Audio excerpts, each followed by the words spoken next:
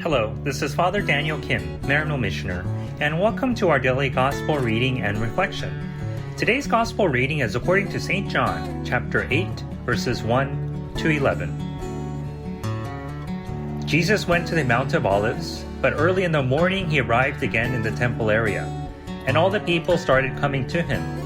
And he sat down and taught them. Then the scribes and the Pharisees brought a woman who had been caught in adultery and made her stand in the middle. They said to him, "Teacher, this woman was caught in the very act of committing adultery. Now in the law, Moses commanded us to stone such women. What do you say?" They said this to test him, so that they could have some charge to bring against him. Jesus bent down and began to write on the ground with his finger. But when they continued asking him, he straightened up and said to them, "Let the one among you who is without sin be the first to throw a stone at her." Again he bent down and wrote on the ground. And in response, they went away one by one, beginning with the elders. So he was left alone with the woman before him. Then Jesus straightened up and said to her, "Woman, where are they? Has no one condemned you?" She replied, "No one, sir." Then Jesus said, "Neither do I condemn you. Go, and from now on do not sin any more." The Gospel of the Lord. Praise to you, O Lord Jesus Christ. We hear from St. John the very familiar narrative of the woman caught in adultery, and the famously profound response from Jesus to her would-be executioners that has been iconized throughout history. That is, "Ye without sin cast the first stone."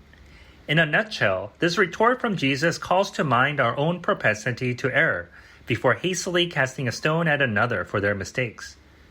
This is in essence acts as a stopgap before our twisted sense of justice, born out of fear and ignorance, takes full hold of our actions, and we end up harming another human being.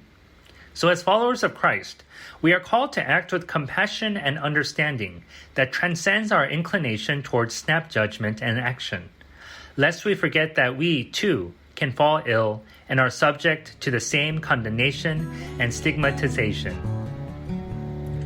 Thank you for listening to today's Gospel reading and reflection. Please be sure to tune in again tomorrow. Have a blessed and inclusive day. If you enjoyed today's Gospel reading and reflection, please make sure that you subscribe wherever you're listening to podcasts. Also, if you know somebody who may find value in today's reading, please make sure that you share it with them. To learn more about how you can support the work that Maryknoll does around the world, please visit us at maryknollsociety.org.